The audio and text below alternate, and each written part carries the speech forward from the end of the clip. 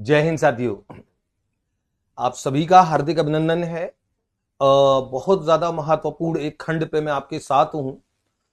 BS Bloom की taxonomy को हमने पढ़ा है, और जब बीएस ब्लूम की टैक्सोनॉमी और शिक्षण उद्देश्यों का वर्गीकरण हम पढ़ते हैं व्यवहार के तीनों पक्षों के सापेक्ष में, तो निश्चित तौर पर ये दो तीन संशोधन जो होते हैं, रॉबर्ट मेगर का संशोधन है, आरसीएम संशोधन है, रॉबर्ट मिलर का संशोधन है, ये जानना अत्यंत आवश्यक हो जाता है, क्योंकि संपूर्ण तौर पर हम जब एक अच्छी समझ बनाते हैं तो फिर हमारा अध्ययन जो है वो बड़ा व्यापक और विस्तार हो। इस खंड में हम लोग रॉबर्ट मेगर के उद्देश्यों के वर्गीकरण पे हम लोग बात करेंगे।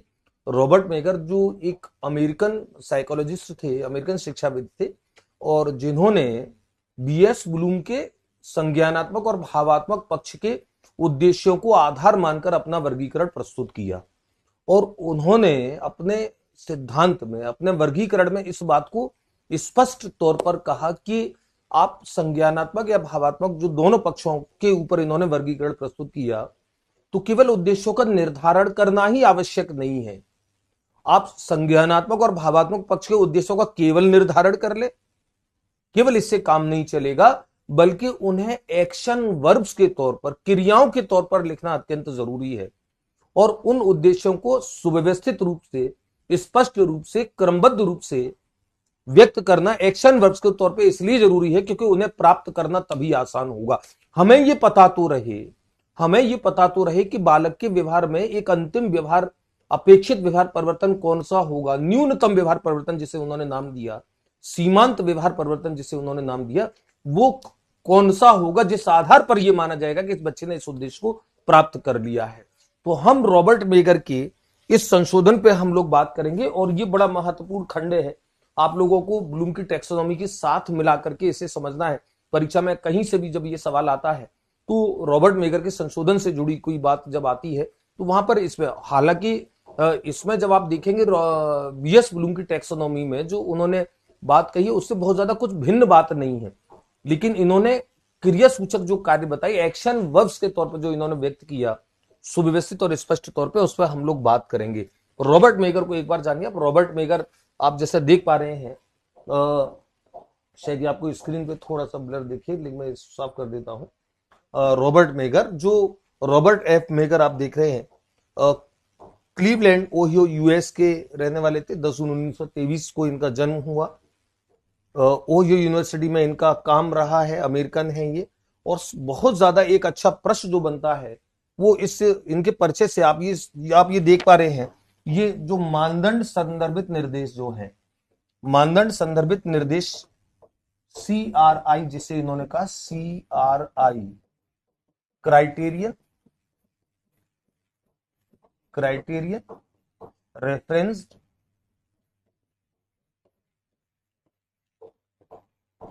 इंस्ट्रक्शन है ना, इसको थोड़ा सा ऊपर ले लेता हूं मैं। क्राइटेरियन रेफरेंस इंस्ट्रक्शन,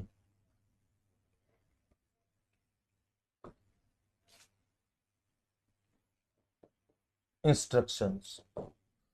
तो CRI क्राइटेरियन मानदंड संदर्भित निर्देश, ये एक इनका बड़ा महत्वपूर्ण एक सिद्धांत है जिसमें इन्होंने इस बात को कहा, रॉबर्ट मेगर ने इस बात को कहा कि एक एक क्राइटेरिया निर्धारित हो, एक सीमांत व्यवहार निर्धारित हो। तो सिर्फ संज्ञानात्मक भावात्मक पक्ष के उद्देश्यों का केवल आप निर्धारण कर लें, निर्धारण करके उन्हें प्राप्त करना संभव नहीं होगा, सरल नहीं होगा। आप उन्हें एक्शन वर्ब के तौर पे, क्रिया सूचक कार्य के तौर पर लिखें कि बच्चे ये कर लेगा, कम से कम ये कर लेगा तो प्राप्त करेगा, बच्चा ये कर लेगा तो इस उद्देश्य को प्राप्त करेगा। तो उन्हें क्रमबद्ध सुव्यवस्थित रूप से लिखना अत्यंत आवश्यक है। तो मैं इस थ्योरी को एक बार लिखना शुरू करता हूं। रॉबर्ट मेगर का यह मानना था,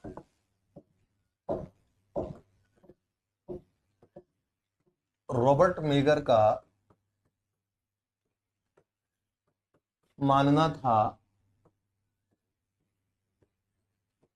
कि केवल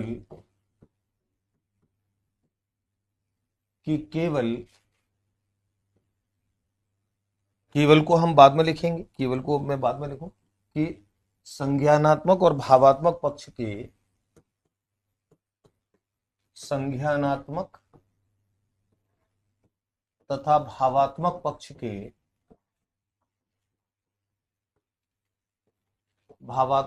के उद्देश्यों का केवल निर्धारण करना महत्वपूर्ण नहीं है, केवल निर्धारण करना ही महत्वपूर्ण नहीं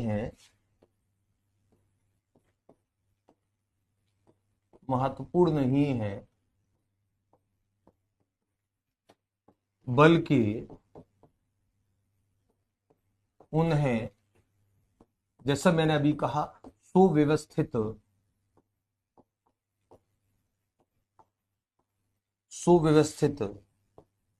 निश्चित, स्पष्ट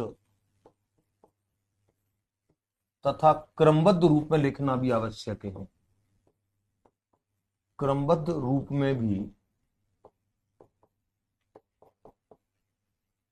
लिखना आवश्यक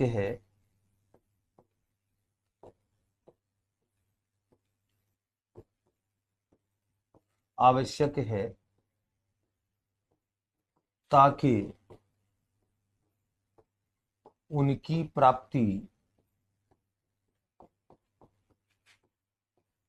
तुलनात्मक सरल हो सके, तुलनात्मक रूप से सरल हो सके। हमको केवल लिखने से ही मतलब थोड़ी है, हमको वो उद्देश्य भी तो प्राप्त करने हैं, और हम उन शिक्षण उद्देश्यों को, जो संज्ञानात्मक और भावात्मक पक्ष के उद्देश्य हैं, उन्हें हमको प्राप्त करना ही करना है। तो जब हम उनको प्राप्त करेंगे तो पता तो चले कि कितना तक बच्चा कर लेगा, और इतना तक बच्चा कर लेगा तो ये उद्देश्य प्राप्त माना जाएगा। वो एक्शन वर्ब क्या होगी, एक शब्द का जिसका मैं बार बार प्रयोग कर रहा हूं, एक्शन वर्ब क्या होगी, क्रिया सूचक कार्य क्या होगा। और इस परिप्रेक्ष्य में मेगर ने अपने वर्गीकरण में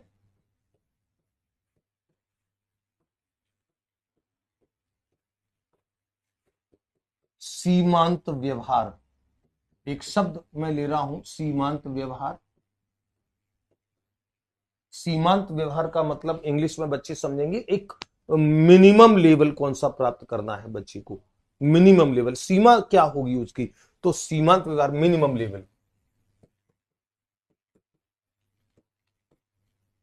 मिनिमम लेवल।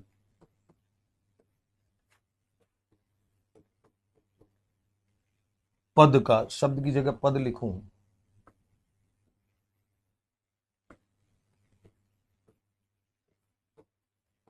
पद का उल्लेख किया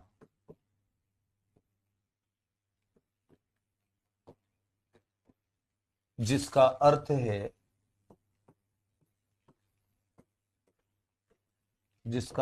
है उन सीमाओं, यानी कि जो लास्ट बॉर्डर जो है, जहां तक बच्चा प्राप्त कर पा रहा है, उन सीमाओं तथा परिस्थितियों का भी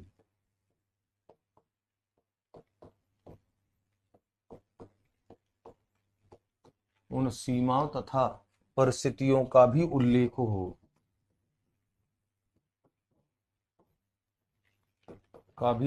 हो, जो अपेक्षित व्यवहार परिवर्तन से संबंधित है,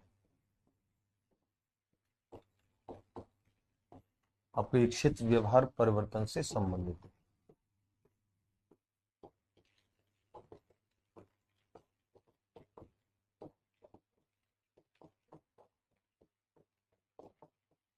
सरल भाषा में समझिए, मैं चाहता हूं कि आप केवल लिखें नहीं, आप केवल रटे नहीं, आप इसको समझें।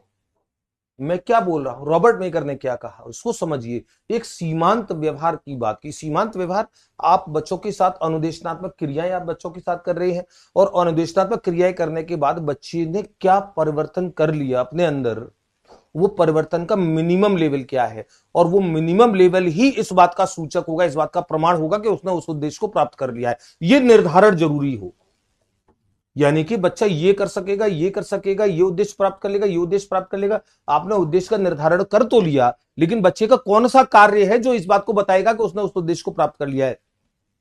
ये जो कार्य का जो मिनिमम लेवल है कि बच्चा इतना तक कर ले तो ज्ञान उद्देश्य पूरा माना जाएगा, इतना तक कर ले तो अवबोध उद्देश्य पूरा माना जाएगा, इतना तक कर ले तो अनुप्रयोग पूरा माना जाएगा, इतना तक कर ले तो विश्लेषण माना जाएगा। इसलिए इन्होंने एक्शन वर्ब्स का प्रयोग किया। मैगर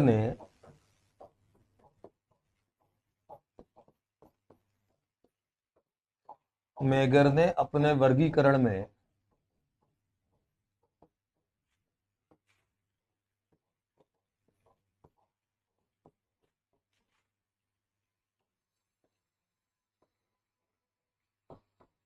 कार्य सूचक क्रियाओं, कार्य सूचक क्रियाओं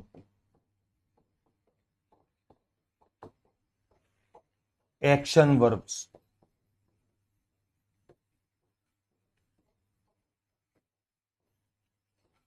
का उल्लेख किया।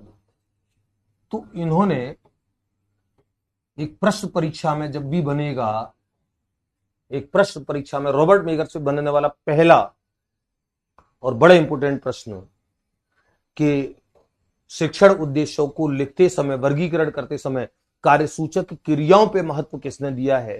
रॉबर्ट मेगर ने दिया। उसने सारे जो व्यवहार परिवर्तन है उनको कार्यसूचक क्रियाओं की तरफ, बच्चा लिखता है, बच्चा व्यक्त करता है, बच्चा परिभाषित करता है, जो करता है, टू डिफाइन, डेफिनेशन नहीं, टू डिफाइन, डिफाइन करता है, तो क्रिया के तौर पे लिखा। ब्लूम ने ब्लूम ने वर्गीकरण जो किया था, ब्लूम के वर्गीकरण में रॉबर्ट मेगर के वर्गीकरण में अंतर केवल इतना है। एक चीज आपको ध्यान रखनी है कि रॉबर्ट मेगर का जो वर्गीकरण है वो ब्लूम की टैक्सोनॉमी के संज्ञानात्मक और भावात्मक पक्ष पे है, क्रियात्मक पे नहीं है। ध्यान रखो, केवल संज्ञान। और ये प्रश्न आपको ध्यान रखना है, रॉबर्ट मेगर ने कथन में कभी जब आ जाता है, रॉबर्ट मेगर ने ब्लूम वर्गीकरण में, ब्लूम वर्गीकरण के केवल केवल संज्ञानात्मक, केवल संज्ञानात्मक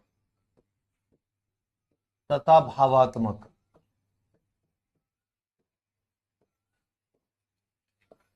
तथा भावात्मक पक्षों का ही कार्यसूचक क्रियाओं, कार्यसूचक क्रियाओं के सापेक्ष, के सापेक्ष वर्गीकरण किया है,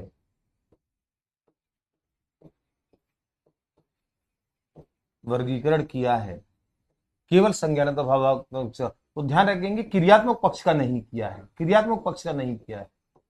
क्रियात्मक पक्ष को रॉबर्ट मिलर ने टच किया, संज्ञानात्मक पक्ष और भावात्मक पक्ष को रॉबर्ट मेगर ने किया, क्रियात्मक पक्ष को रॉबर्ट मिलर ने किया, तो क्रियात्मक पक्ष का नहीं किया है। हम ये लिखेंगे,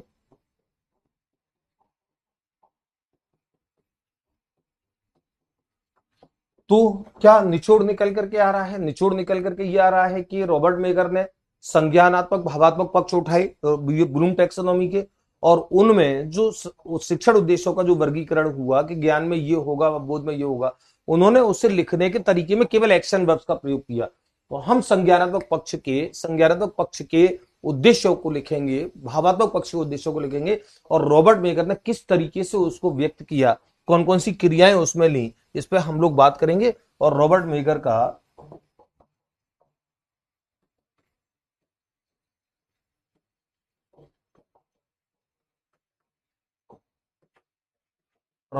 का वर्गीकरण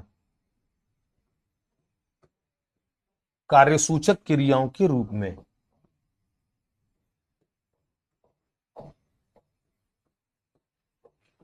कार्यसूचक क्रियाओं के रूप में,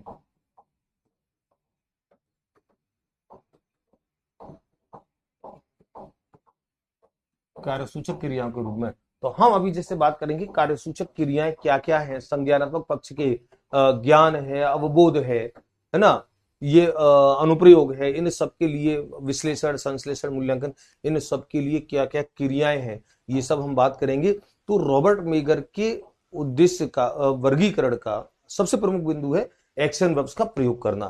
तो हम जैसे जब भी, अब उद्देश्य तो वही आएंगे जो बीएस ब्लूम ने उद्देश्य, इसने कोई पृथक से निर्देश, पृथक से कोई उद्देश्य निर्धारित नहीं किया, उद्देश्य सारे के सारे वही हैं, खाली लिखते समय इस क्रियाओं को लिखा है।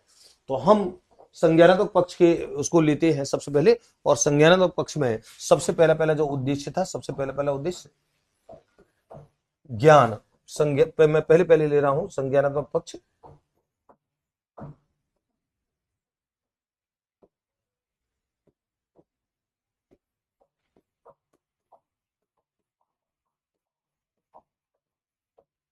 संज्ञानात्मक पक्ष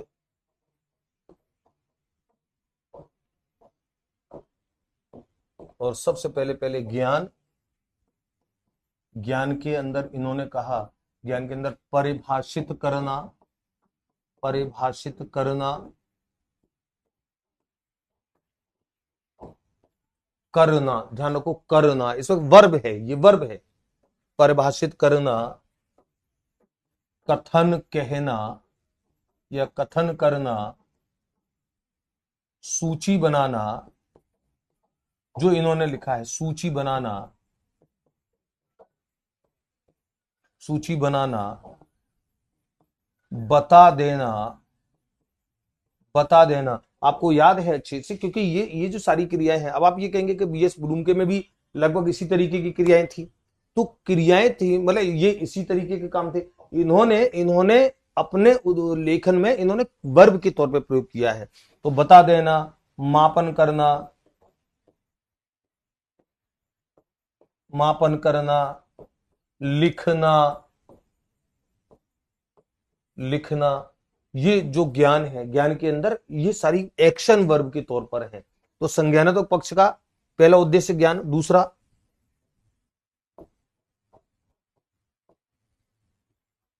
अवबोध,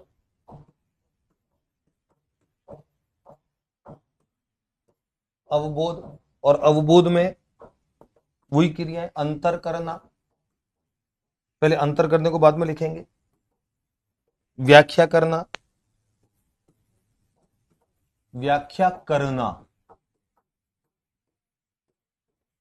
उदाहरण देना,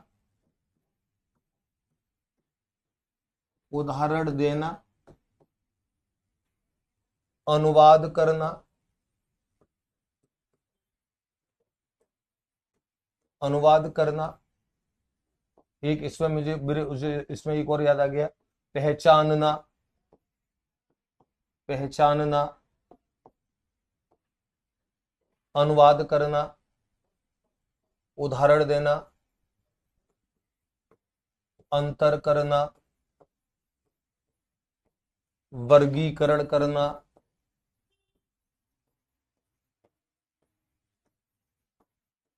वर्गीकरण करना। आप देख रहे करना मतलब सब में वर्ब आ रही है, सब में वर्ब आ रही है। तो अवबोध के अंतर्गत व्याख्या करना, व्याख्या करना, अनुवाद करना, उदाहरण देना, अंतर करना, वर्गीकरण करना, प्रतिपादन करना, प्रतिपादन करना ये नया है, उसमें नहीं था, प्रतिपादन करना,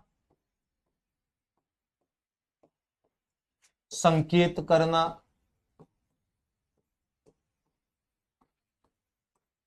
ये आपके अवबोध के अंतर्गत है। अनुप्रयोग के अंतर्गत यानी कि सीमांत व्यवहार के अनुप्रयोग, सीमांत व्यवहार के सापेक्ष समझ रहे हैं आप, यानी कि बच्चा व्याख्या कर पाएगा, व्याख्या करना, व्याख्या कर सकेगा, तो ये माना जाएगा, तो ये माना जाएगा कि बच्चे ने अवबोध कर लिया है। बच्चा अनुवाद कर पाएगा तो ये सीमांत व्यवहार है, सीमांत व्यवहार है। अनुवाद कर पाएगा तो है, अंतर करना, अंतर कर पाएगा तो है, संकेत करना कर पाएगा तो अवबोध माना जाएगा, वर्गीकरण करना कर पाएगा तो माना जाएगा। तो ये इसके कर पाएगा तो है ना, अनुप्रयोग में पूर्व कथन कहना, पूर्व कथन यानी कि प्रेडिक्शन, प्रेडिक्ट कर पाता है बच्चा। गणना करना, गणना करना, प्रयोग करना, प्रयोग करना, चयन करना, चयन करना,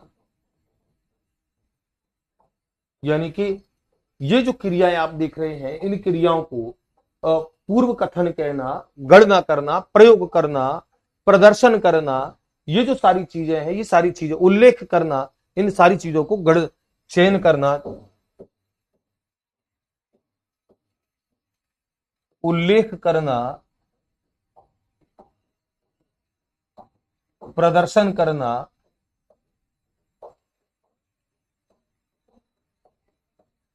ये जो सारी क्रियाएं हैं, इसको अनुप्रयोग से रॉबर्ट मेगर ने जोड़ा। ये सारी क्रियाएं हैं, ये अनुप्रयोग से जुड़ेंगी। और मैंने कहा कि बीएस ब्लूम से काफी कुछ मिलता जुलता है। अंतर केवल आपको समझना है कि जो रॉबर्ट मेगर ने बीएस ब्लूम के वर्गीकरण को संशोधित किया, तो केवल ये कहकर के किया, वो कोई बहुत बड़ा संशोधन नहीं है, पृथक से कोई नया उद्देश्य नहीं है। हम आरसीईएम वर्गीकरण में देखते हैं, आरसीईएम वर्गीकरण में 6 उद्देश्य, संज्ञा आरसीईएम वर्गीकरण केवल संज्ञानात्मक पक्ष के वर्गीकरण के संशोधन से संबंधित है। तो वहां पे संशोधन ये हुआ कि वहां पे जो 6 उद्देश्य बीएस ब्लूम के थे संज्ञानात्मक पक्ष के, उनको केवल 4 में कर दिया, सृजनात्मकता नाम से नया बना दिया। तो नया नहीं बना है रॉबर्ट मेगर के, उसमें कोई नया नहीं बना है, केवल केवल वही पुराने बने हैं। तो रॉबर्ट मेगर के वर्गीकरण में हमारा अनुप्रयोग चौथा, विश्लेषण।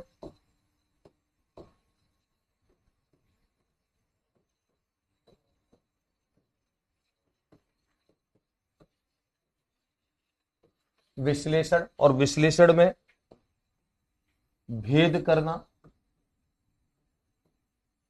अब आप भेद करना, वहां पे अंतर करना है अवबोध में।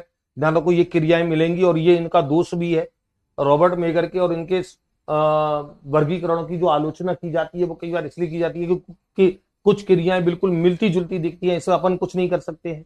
तो भेद जो लिखा है उन्होंने, भेद करना, पुष्टि करना, भेद करना, पुष्टि करना, यानी कि आप किसी भी तथ्य की, किसी भी अवधारणा की जब आप पुष्टि कर पाते हो, पुष्टि करने का मतलब होता है आप कहीं ना कहीं उसके अंदर आप जाकर के बात कर रहे हैं। तो भेद करना, पुष्टि करना, विश्लेषण करना, विश्लेषण करना, विभाजन करना, विश्लेषण मतलब खंड खंड करना, विश्लेषण करना, विभाजन करना, विभाजन करना, ये सब क्रियाएं जो है ये विश्लेषण से जुड़ेंगी। और संश्लेषण से, संश्लेषण से, संश्लेषण का मतलब ही इकट्ठा करना होता है। हमने आपको पहले बताया था, बात की थी। तो समेकित करना, समेकित करना, सारांश, सारांश निकालना या सारांश प्रस्तुत करना,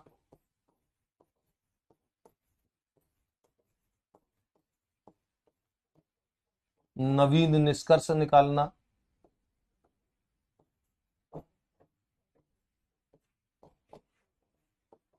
नवीन निष्कर्ष निकालना,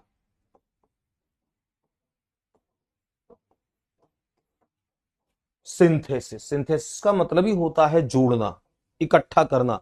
तो आप रॉबर्ट मेगर के उसमें देखेंगे, रॉबर्ट मेगर ने इस बात को कहा कि आप कुछ चीजों को, कुछ तथ्यों को समेट करके ये काम करते हो। जब आप समेकित करते हो, जब आप नया निष्कर्ष निकालते हो, जब आप सारांश निकालते हो, सारांश प्रस्तुत करते हो, तर्क करना, वाद विवाद करना,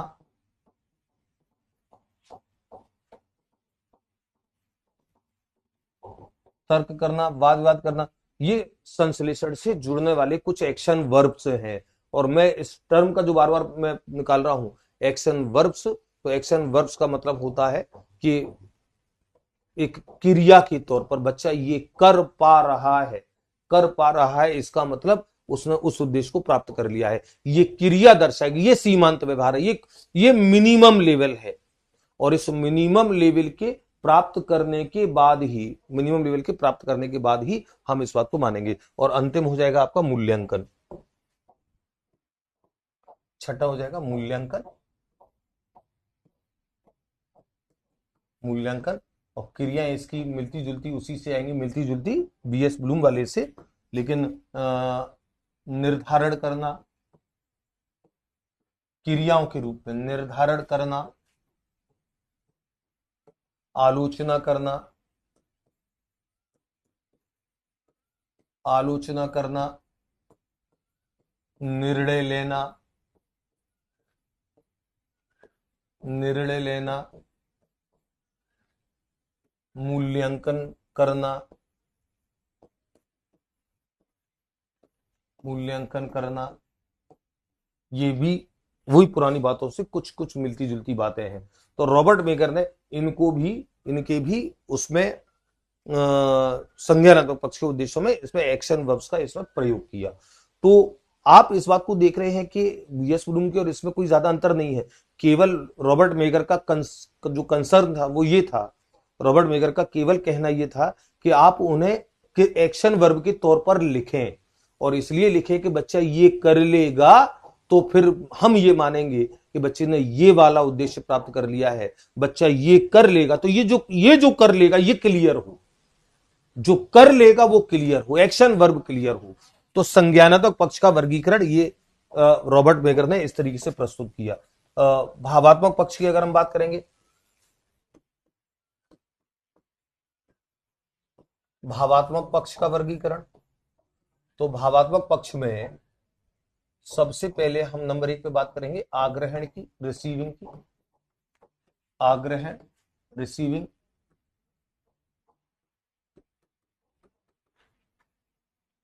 हम लोग बात कर चुके हैं।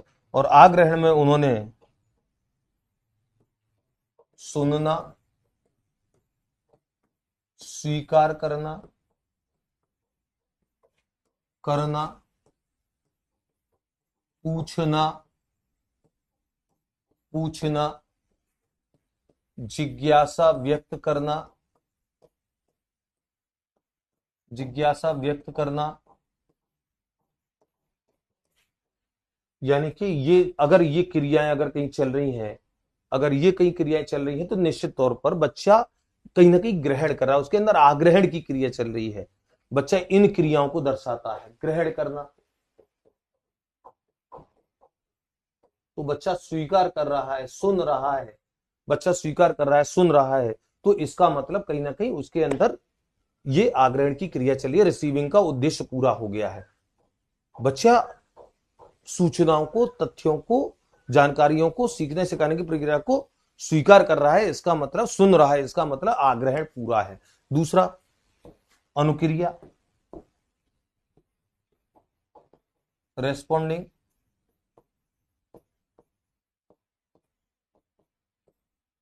उत्तर देना,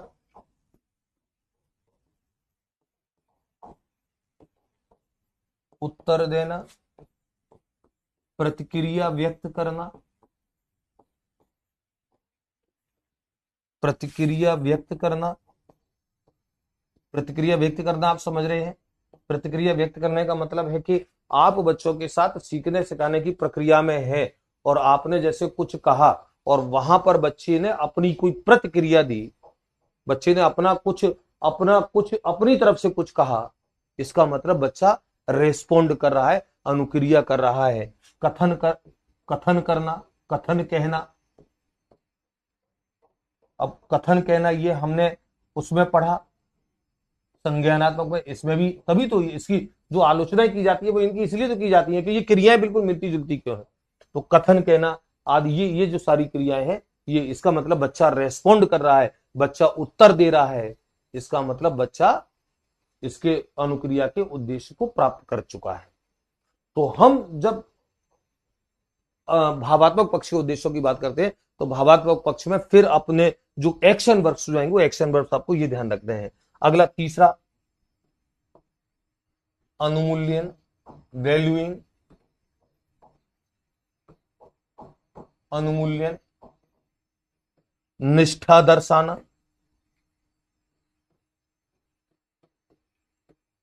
निष्ठा दर्शाना, प्रतिबद्धता दिखाना, प्रतिबद्धता व्यक्त करना, प्रतिबद्धता व्यक्त करना,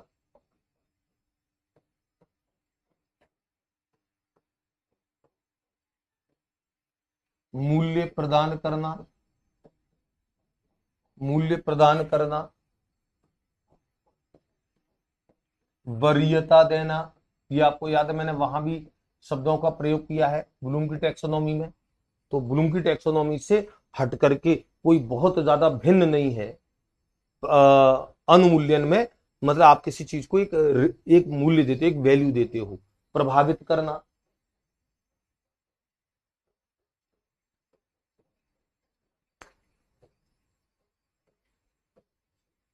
ये अनुमूल्यन में है। तो अनुमूल्यन का मतलब होता है, अनुमूल्यन का मतलब आप एक मूल्य दे रहे हो, आप किसी चीज को एक प्रेफरेंस दे रहे हो, वरीयता दे रहे हो, प्राथमिकता दे रहे हो, अनुमूल्यन। अगला संप्रत्ययीकरण,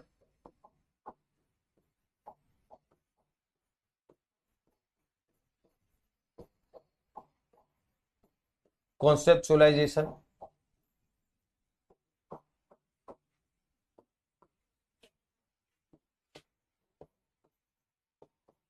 विचार या अवधारणा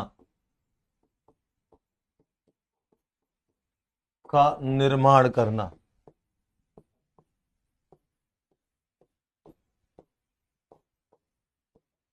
एक विचार बनाया आपने, आपने कई सारी सूचनाओं को, कई सारे तथ्यों को आपने देखा और आपने एक विचार बनाया, और विचार बना करके फिर आपने उस विचार को व्यक्त किया। इसका मतलब आपका एक कॉन्सेप्ट आपका बन गया है। और ध्यान रखो, इसके अंतर्गत एक व्यक्ति जो एक अवधारणा बना लेता है, फिर उस अवधारणा को करता है।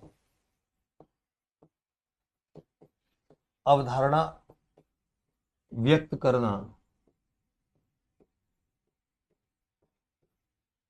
और यहां पर तुलना करना, यहां पर भी आएगा तुलना करना, क्योंकि तुलना वो जब कर पाता है जब उसने किन्हीं दो चीजों के लिए अपनी अवधारणा का निर्माण, अपने कॉन्सेप्ट का निर्माण कर दिया होता है।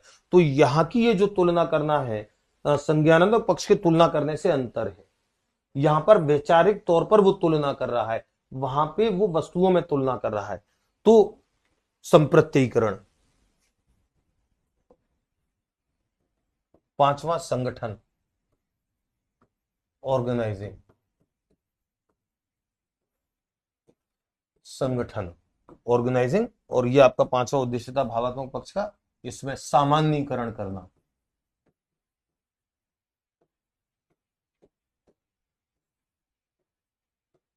जनरलाइजेशन करना। सामान्यीकरण करना यानी कि कुछ असमानताएं, समानताओं के पैटर्न देख करके, समानताओं के पैटर्न देख करके वो कुछ चीजों को जनरलाइज कर पा रहा है। तो सामान्यीकरण करना, एक किसी एक वैचारिक संगठन तक पहुंचना, संगठित करना, संगठित करना, उचित निर्णय लेना, उचित निर्णय लेना, पसंद करना। यानी कि ये जो सारी चीजें हैं, यहां तक आते आते वो संगठित उसके विचार हो गए हैं, उसकी भावनाएं जो हैं वो भावनाएं संगठित हो गई हैं, उसकी रुचियां संगठित हो गई हैं। वो कुछ चीजों में अपनी पसंद देखने लगा है, वो कुछ चीजों की संबंध स्थापित करने लगा है, कुछ चीजों के सह संबंध स्थापित करने लगा है। संबंध स्थापित करना, संबंध स्थापित करना, सह संबंध स्थापित करना, एक और लिखेंगे, सह संबंध स्थापित करना, सह संबंध स्थापित करना। तो मैं यहां पर सारी चीजें जो हैं, करना, लेना, देना, सारी चीजें एक्शन वर्ब्स के तौर पे लिख रहा हूं। और यही रॉबर्ट मेगर की वर्गीकरण का प्रमुख बिंदु था। और छठवां और लास्ट होता है चारित्रीकरण, चारित्रीकरण या विशेषीकरण, विशेषीकरण या विशिष्टीकरण भी बोलते हैं, विशिष्टीकरण।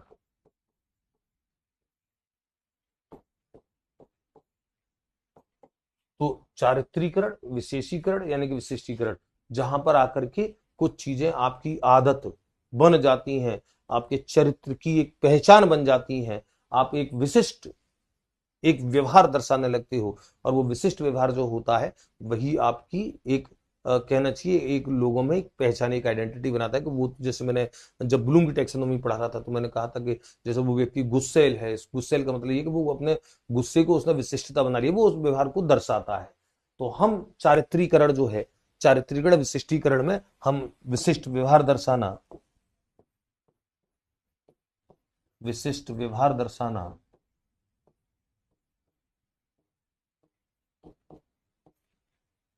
विशिष्ट व्यवहार दर्शाना, पुनरावृत्ति करना, क्योंकि आप पुनरावृत्ति करते हो वही आपकी विशिष्ट, पुनरावृत्ति करना, ये जो सारी क्रियाएं हैं। तो मैं रॉबर्ट मेगर के वर्गीकरण को एक बार आपको एक बार पुनः मैं आपसे कनेक्ट करता हूं। रॉबर्ट मेगर के वर्गीकरण की हमने बात की। रॉबर्ट मेगर का जैसे हमने कहा कि अमेरिका के रॉबर्ट मेगर ये थे, और इनका नाम जो है ये शब्द जरूर आप समझ लेना, CRI जो मैंने कहा, इसको मैं एक बार प्रॉपर तरीके से यहाँ लिख देता हूं। CRI ये शब्द आपको पूरा, ये आपको विशेष तौर पर ध्यान रखना है।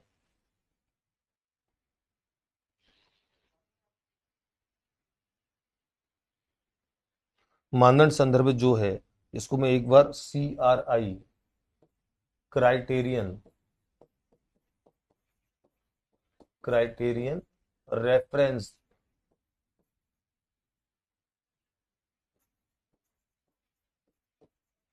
इंस्ट्रक्शन। अगर ये परीक्षा में अलग से ये सवाल आए कि रॉबर्ट मेगर को किस लिए जाना जाता है, CRI, क्राइटेरियन रेफरेंस, मानदंड संदर्भित मूल्यांकन भी शब्द जो आपने पढ़ा, कई सारी परीक्षा में ये सवाल आता है कि मानदंड संदर्भित मूल्यांकन। तो ये जो मानदंड संदर्भित निर्देश की बात की इन्होंने, निर्देश की बात की इसी आधार पर, और ये जो मूल्यांकन जो शब्द है, मूल्यांकन शब्द पे अभी हम बात करेंगे, क्योंकि जिस समय सीमांत व्यवहार रॉबर्ट मेगर ने बात की, उन्होंने कहा कि जब आप संज्ञानात्मक भावात्मक पक्ष के उद्देश्यों का केवल निर्धारण नहीं, उनको एक्शन वर्ब के तौर पे व्यक्त कर दोगे, अच्छे से लिख दोगे, तो आपका मूल्यांकन भी सरल हो जाएगा, आप उनका मेजरमेंट भी अच्छे से कर पाएंगे।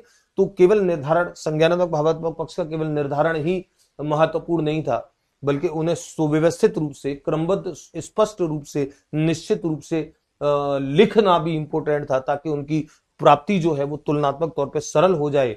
और ये सीमांत व्यवहार की बात की, सीमांत व्यवहार की बात की। सीमांत व्यवहार का मतलब है कि उन सीमाओं का, उन परिस्थितियों का भी उल्लेख हो जिसमें ये अधिगम, शिक्षण अधिगम प्रक्रियाएं चलनी, अपेक्षित व्यवहारगत परिवर्तन होना है। तो सीमांत व्यवहार से सरलतम भाषा में समझ लीजिए कि बच्चे का ऐसा कौन सा काम है कम से कम कर पाए, जिसके आधार पर ये हम तय कर सके कि उसने इस उद्देश्य को निर्धारित कर लिया है। तो अंतिम व्यवहार को पहचान कर निर्धारित करना ये बड़ा इंपॉर्टेंट, अंतिम व्यवहार को पहचान के निर्धारित करें, जिससे कि उनका मूल्यांकन सरल हो, जिससे कि उनका मूल्यांकन सरल हो। तो मैं यहां पर, जैसे मैंने इस बात को लिखा भी है वर्गीकरण में, इसको एक लाइन यहां पर बता देता हूं। क्रिया सूचक कार्यों को उल्लेख किया, क्रियात्मक पक्ष का नहीं किया है, तो यहां पर एक मैं लिख देता हूं। रॉबर्ट मेगर के अनुसार,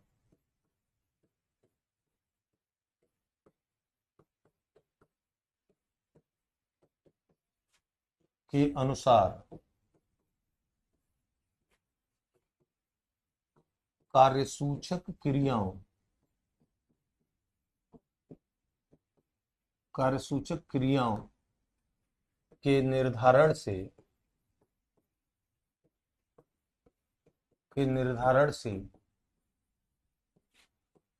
अपेक्षित व्यवहार परिवर्तन,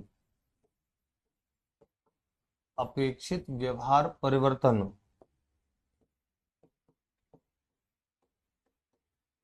का न्यूनतम स्तर, का न्यूनतम, मिनिमम लेवल जो है, का न्यूनतम स्तर तय हो सकेगा, तय हो सकेगा, फलस्वरूप जिसका परिणाम ये निकलेगा, फलस्वरूप निष्पत्ति परीक्षण के आधार पर, परफॉर्मेंस के आधार पर, निष्पत्ति परीक्षण के आधार पर,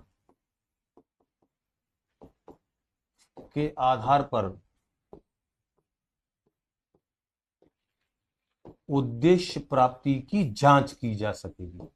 जब आप एक क्रिया निर्धारित कर देते हो कि जांच करना सरल होगा, ऐसे लिखो, जांच करना सरल होगा।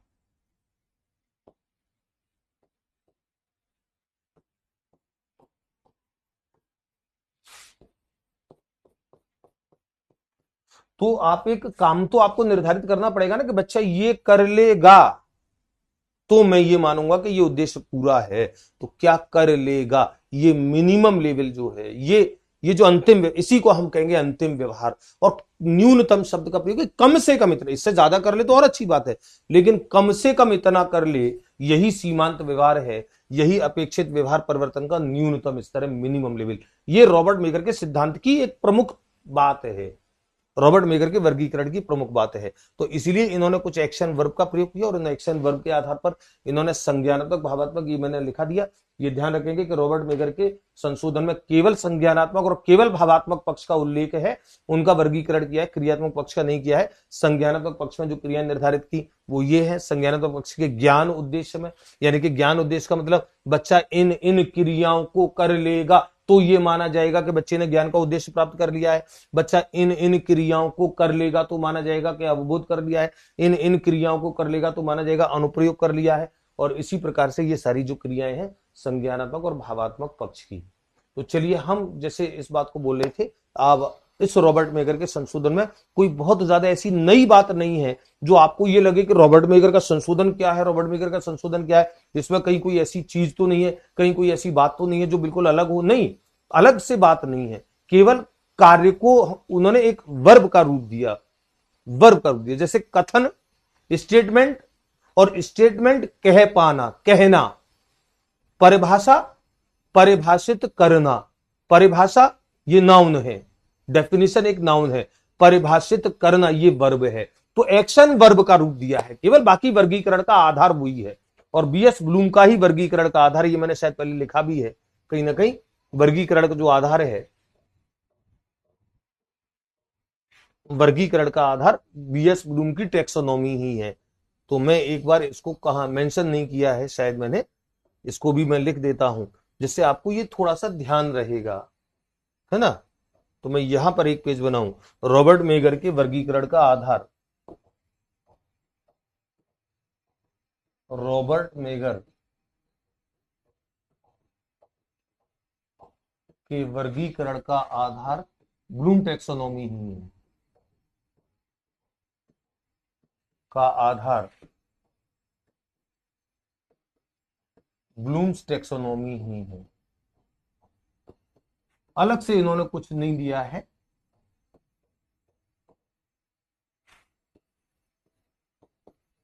ब्लूम टैक्सोनॉमी ही है। तो चलिए विद्यार्थियों, रॉबर्ट मेगर के इस काम को देखिए, संशोधन को जानिए। एक CRI, क्राइटेरियन रेफरेंस इंस्ट्रक्शन जो है, मानदंड संदर्भित निर्देश, इस टर्म को जरूर याद रखना, ये रॉबर्ट मेगर से विशेष तौर पे जुड़ी है। कार्यसूचक क्रिया, ये शब्द रॉबर्ट मेगर के संशोधन से जुड़ा है। सीमांत व्यवहार, अंतिम अपेक्षित जो न्यूनतम जो लेवल है, ये रॉबर्ट मेगर के नाम से जुड़ा है। उन्होंने बस इन चीजों को लेकर के, इस विचारों को लेकर के ब्लूम के उसमें संशोधन किया, और उसके पीछे उद्देश्य केवल ये था रॉबर्ट मेगर का कि हम एक कार्य, एक वर्ब निर्धारित कर लेंगे कि ये वर्ब, ये क्रिया ये है, तो फिर हमें इन उद्देश्यों का जांचना सरल हो जाएगा, हम ये तय कर पाना सरल हो जाएगा कि बच्चे ने इस उद्देश्य को प्राप्त कर लिया है। ये रॉबर्ट मेगर के सिद्धांत का मूल तत्व है। सिलेबस के अन्य आगे के खंडों पर हम लोग मुलाकात करेंगे, अच्छे से पढ़ेंगे, दमदारी से पढ़ेंगे, समझ करके पढ़ेंगे। और ये जो समझ होती है, ये हमको सच में एक वैचारिक तौर से मजबूत करती है। फिर परीक्षा में कैसा भी सवाल होता है हम दृढ़ भाव से जाते हैं कि हाँ, उससे जुड़ी कोई बात आ जाएगी, हमको पूरी थ्योरी का हमको अच्छे से ज्ञान है, हमने पूरी थ्योरी को अच्छे से समझा है, फिर सवाल कुछ भी आता है तो वो बोली सवाल हमारा पढ़ा हुआ ही नहीं हो, भले नहीं हो, लेकिन हम ये निर्णय ले पाने में सक्षम जरूर होते कि हाँ इसका जवाब क्या हो सकता है, क्योंकि वो थ्योरी हमने समझी होती है। मुलाकात करते हैं। जय हिंद, जय भारत।